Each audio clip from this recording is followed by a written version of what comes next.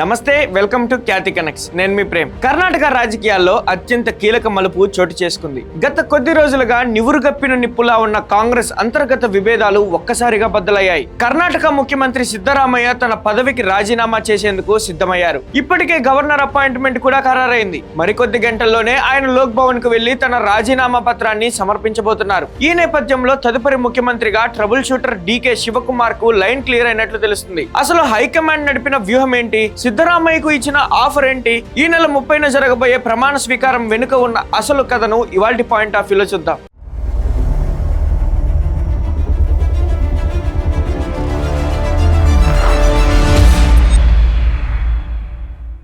కర్ణాటక కాంగ్రెస్ ప్రభుత్వంలో ఊహించని పరిణామాలు వేగంగా మారుతున్నాయి. ముఖ్యమంత్రి సిద్ధరామయ్య ఇవాళ తన పదవికి రాజీనామా చేసే అవకాశం స్పష్టంగా కనిపిస్తుంది. హైకమాండ్ ఆదేశాల మేరకు ఆయన ఈ నిర్ణయం తీసుకుంటున్నట్లు తెలుస్తుంది. రాజీనామా సమర్పణ కోసం ముఖ్యమంత్రి సిద్ధరామయ్య ఇప్పటికే బెంగళూరులోని లోక్ భవన్ వెళ్లేందుకు సిద్ధమయ్యారు. గవర్నర్ అపాయింట్మెంట్ కూడా ఖరారైంది. అయితే గవర్నర్ అందుబాటులో లేరనే వార్తల నేపథ్యంలో ఒకవేళ ఆయన రాకపోతే లోక్ భవన్ సెక్రటరీకి రాజీనామా పత్రం అందించే యోచనలో ఉన్నారు. సిద్ధరామయ్య రాజీనామా ప్రక్రియ ముగిసిన వెంటనే కాంగ్రెస్ శాసనసభ పక్షం సమావేశమై కొత్త ముఖ్యమంత్రిని ఎన్నుకోనుంది. అంతా సవ్యంగా సాగితే ఈ నెల 30వ తేదీన కర్ణాటక కొత్త ముఖ్యమంత్రి ప్రమాణ స్వీకార కార్యక్రమం ఘనంగా జరగనుంది. మొదటి నుంచి ముఖ్యమంత్రి పదవిని బలంగా ఆశిస్తున్న కర్ణాటక కాంగ్రెస్ అధ్యక్షుడు ప్రస్తుత డిప్యూటీ సీఎం డీకే శివకుమార్ కు ఈసారి లక్ చిక్కినట్లు కనిపిస్తుంది. హైకమాండ్ ఆయన పేరును తదుపరి ముఖ్యమంత్రిగా ఖరారు చేసినట్లు విశ్వసనీయ సమాచారం. ముఖ్యమంత్రి పదవిని వదులుకున్న సిద్ధరామయ్యకు కాంగ్రెస్ అధిష్టానం గౌరవప్రదమైన ప్యాకేజీని ప్రకటించింది. ఆయనకు రాజ్యసభ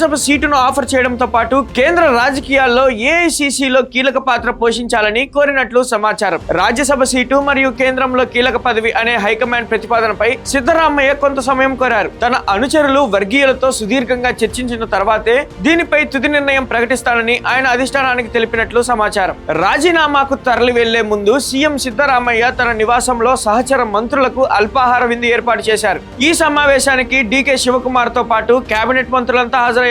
ఇక్కడే పవర్ షేరింగ్ పై కీలక చర్చలు జరిగాయి. ఈ మార్పుల వెనుక 2023 ఎన్నికల నాటి ఒప్పందం ఉంది. కర్ణాటకలో కాంగ్రెస్ అధికారంలోకి వచ్చినప్పుడు సిద్ధరామయ్య 2.5 ఏళ్లు, డీకే శివకుమార్ 2.5 ఏళ్లు సీఎం పీఠాన్ని పంచుకోవాలని అధిష్టానం మాటిచ్చింది. అందులో భాగంగానే ఇప్పుడు ఈ మార్పు అనివార్యమైంది. ఏఐసిసి అధ్యక్షుడు మల్లికార్జున ఖర్గే కర్ణాటక రాజకీయాలను చక్కదిద్దే పనిలో పడ్డారు. రాష్ట్రంలో త్వరలో ఖాళీ కాబోతున్న రాజ్యసభ స్థానాన్ని సిద్ధరామయ్యతో భర్తీ చేయాలనేది ఖర్గే వ్యూహం. తద్వారా ఢిల్లీ స్థాయిలో పార్టీని బలోపేతం చేయవచ్చని భావిస్తున్నారు. హైకమాండ్ ప్లాన్ ఎలా ఉన్నా సిద్ధరామయ్య ముఖ్య అనుచరులు మరియు ఆయన వర్గానికి చెందిన ఎమ్మెల్యేలు మాత్రం దీనిపై అభ్యంతరం వ్యక్తం చేస్తున్నారు. సిద్ధరామయ్య రాజ్యసభకు వెళ్లాల్సిన అవసరం లేదని, సీఎం పదవికి రాజీనామా చేసిన రాష్ట్రంలోనే కేవలం ఎమ్మెల్యేగా కొనసాగాలని ఒత్తిడి చేస్తున్నారు. ఈ అధికార మార్పిడిలో భాగంగా సిద్ధరామయ్య కొన్ని కఠినమైన షరతులను అధిష్టానం ముందు ఉంచినట్లు తెలుస్తుంది. తన కుమారుడికి కేబినెట్ లో చోటు కల్పించడంతో పాటు డిప్యూటీ సీఎం పదవి ఇవ్వాలని, అలాగే తన వర్గానికి చెందిన మరో ఇద్దరికి కూడా డిప్యూటీ సీఎం పదవులు ఇవ్వాలని ఒత్తిడి తెచ్చినట్లు సమాచారం. సిద్ధరామయ్య పెట్టిన షరతులకు డీకే శివకుమార్ అంగీకరించినట్టు తెలుస్తుంది. తనకు సీఎం పదవి దక్కితే చాలని, మిగిలిన పోర్ట్ఫోలియోల విషయంలో హైకమాండ్ నిర్ణయానికి కట్టుబడి ఉంటానని డీకే స్పష్టం చేశారు. ఈ రాజకీయ పరిణామాల నేపథ్యంలో సిద్ధరామయ్య, డీకే శివకుమార్ నివాసాల వద్ద